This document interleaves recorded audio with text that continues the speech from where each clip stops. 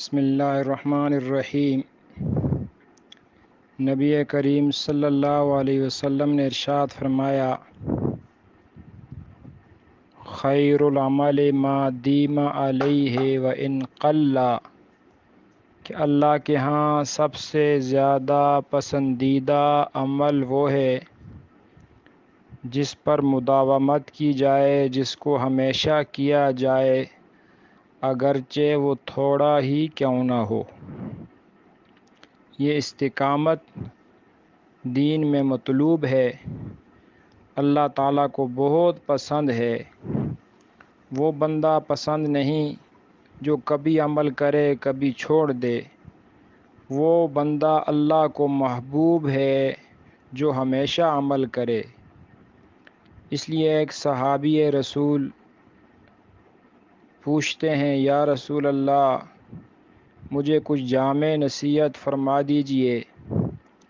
نبی کریم صلی اللہ علیہ وسلم نے اس کو ارشاد فرمایا، قل آمنت باللہ ثم استقم، یہ کہو میں اللہ پر ایمان لایا، پھر اس پر ڈٹ جاؤ، جم جاؤ، اپنے ایمان پر قائم رہو، زندگی کے آخری سانس تک قائم رہو۔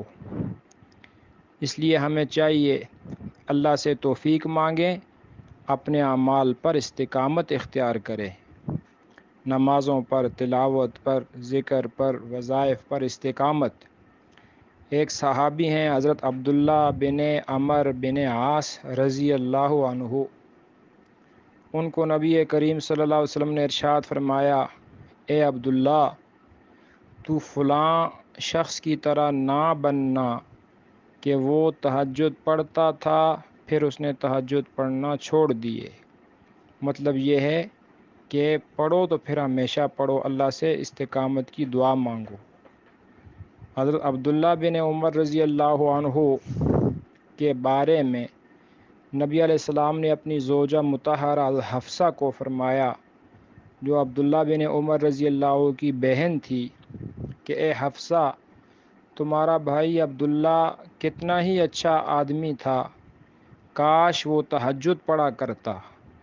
جب یہ بات حضرت عبداللہ بن عمر رضی اللہ کو پہنچی، فرماتے ہیں انہوں نے پھر اس پر ایسا عمل کیا، کبھی زندگی میں تہجد کو نہیں چھوڑا۔